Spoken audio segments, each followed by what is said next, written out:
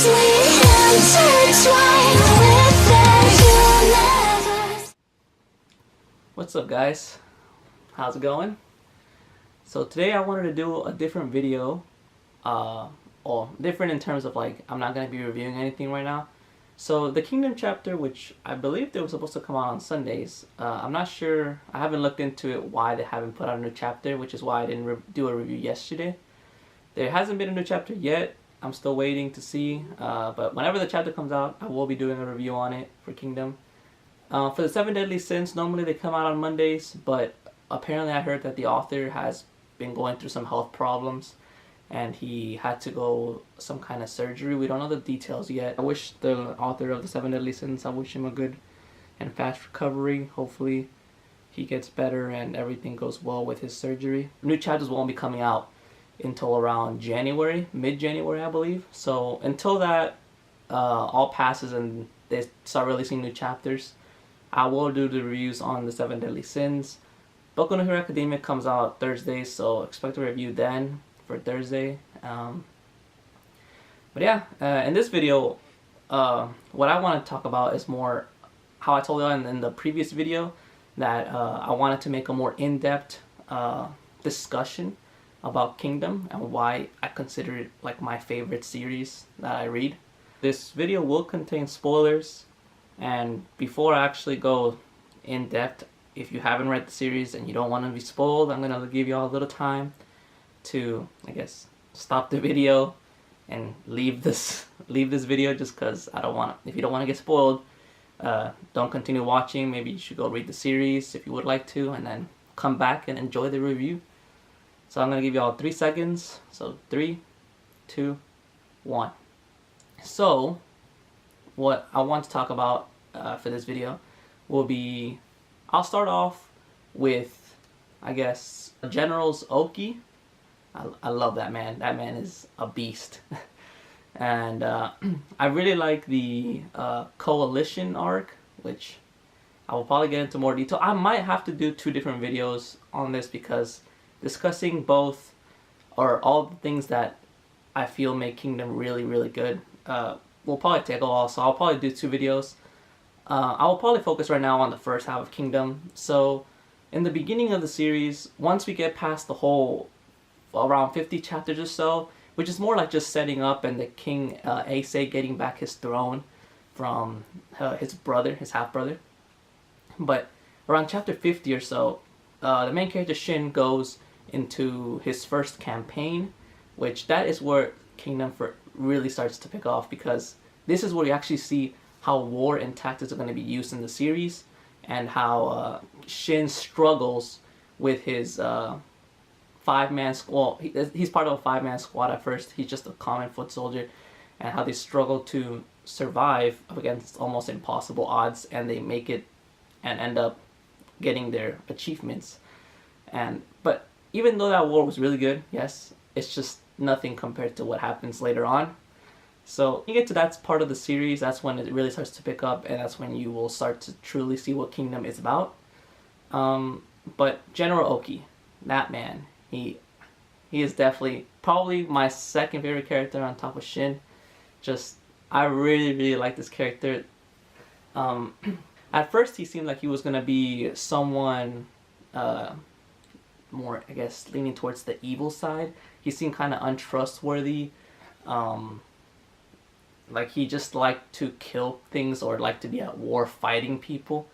So at first I wasn't too fond of his character, but as the series goes on, he gets more involved in the series and in the first, I guess, the first major war, which happens around chapters 115, 120 against Zhao, and Ouki becomes the main general, like leading the army, and he displays more of, or this is where you truly see his display of like his knowledge, his intelligence, and you see how he outsmarts other generals and stuff, and that's really cool. You get to get a lot of his background. I really like the story with him and Q, because Ouki was one of the 6 great generals of Quinn in the past during King Shou's reign, which King Shou was known as the God of War, and he was like, everyone feared Quinn back in the day before King Shou died. And Ouki was one of the six main great generals, and Kyu, she was the only female of the six great generals. She was also part of it, and she was supposed to be. It was touching how the whole story of how Ouki sort of raised her as, and she looked up to him and wanted to marry him, and Ouki basically was gonna keep that promise until certain events happened. But Ouki as a general was really cool. His fight with Hoken was really, really well done. And I guess the only problem I have is the way he was defeated. Yes, it was a bit underhanded by the enemy, and it just felt. I wish he had gone a little different, but it was still really good. Ouki does end up dying, and that is something that really, really sucks. I really don't. It was really sad, but at the same time, it does help Shin move forward, and he has a new goal to look forward to defeat the general that killed Ouki. And basically what made Kingdom my favorite series was his dialogue speech that he was giving to Hoken while they were fighting and stuff. And when he said things like, "Are you at a loss, Hoken? It seems you don't understand the reason for you losing this battle," because Hoken was questioning himself like, "I'm supposed to be stronger than this man. I'm faster, I have better technique, yet I can't cut him down." And Ouki he manages to hold his own, and he even pushed him back and stuff like that. So that was really, really cool. And Ouki, basically what he is saying to Hoken is that you have to experience battles, like be near death, be in situations where you play around with death, and you make it out alive. You have to constantly survive to get stronger, gain better experience, gain strength.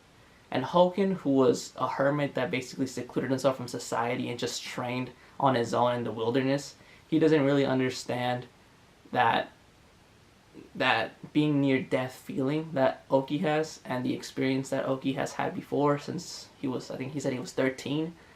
So Hoken doesn't know the same. I guess you could say Hoken isn't as experienced in terms of battle as Ouki is. And that's like one of the big important factors that Ouki is trying to tell him, and how you have to fight for the people that you led and that died. So basically, Ouki knows that a lot of people under his command will die, but he is like carrying out their wishes. Like he has their lives on his shoulders, which that was a really good reference. What they do is that they make it so that his blows or his strength comes from the weight that is on his shoulders, from all the people and all the lives that he's taken, and the lives that he's lost, like his friends and his comrades, which was beautiful. And so the whole battle is like, Ouki would have had it. He had the battle won, just that someone had to interfere, and that ends up costing him his life.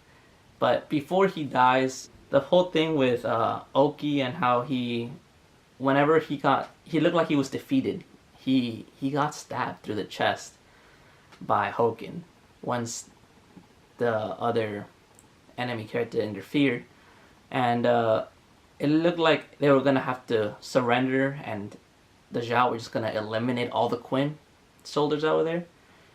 But Ouki just he wills himself back, like he has one foot in the grave, yet he still is gonna fight until his last breath.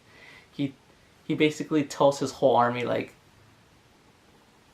I would be mad if y'all think that the enemy can decide when y'all are defeated, when my army is defeated. That would make me mad even if you are my allies. For us, we fight until the death. That's what he tells them.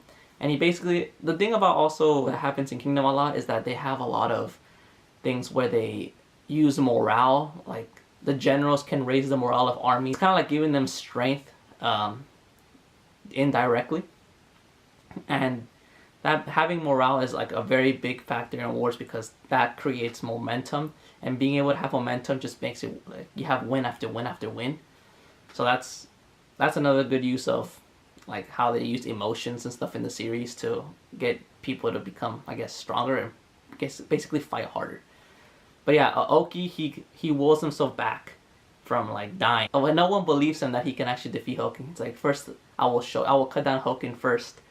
And he just brings on his glaive on him, and Hoken stops it, but then, like, Ouki, even though he's been stabbed through the chest, he just brings his glaive down, like, with just his pure strength, and Oaken can't hold the glaive back, and it just starts slicing his throat.